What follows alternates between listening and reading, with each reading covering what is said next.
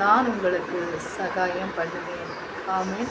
கர்த்தரை நம்பி இருக்கிற உங்களுக்கு கர்த்தர் உங்களுக்கு சகாயம் பண்ணுவேன் என்று சொல்லி வாக்கு கொடுக்கிறார். ஆமென். அவர் ஒரு இடத்துல சொல்லியிருக்கிறார், நான் உன்னை பலப்படுத்தி நான் உனக்கு சகாயம் பண்ணுவேன். சகாயம் பண்ணுவது எப்படி பண்ணுவாராம்?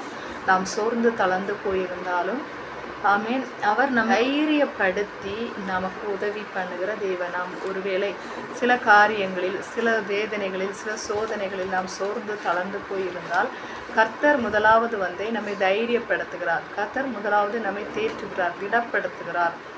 நம்மை அவர் தேற்றி திடப்படுத்தி பக்குவப்படுத்தி நமக்கு உதவி செய்கிறார். அவருடைய பெயர் உதவியாளர், துணையாளர், ஆமென், சகாயர், உதவி செய்கிறவர். ஆமென். இப்படிப்பட்ட அன்பான தேவனை கொண்டிருக்கிற ஜனம் பாக்கியம் உள்ளது. ஆமென். நீங்கள் இப்படிப்பட்ட தேவனை நீங்கள் சொந்த இரட்சகராக ஏற்றுக்கொண்டு அவரோடு கூட இருக்கிறீர்கள் என்று சொன்னால் ஆமென், நிச்சயமாகவே நீங்களும் நானும் பாக்கியம் உள்ளவர்கள். நிச்சயமாக உங்களுக்கு சகாயராய் வெளிப்படுவார்.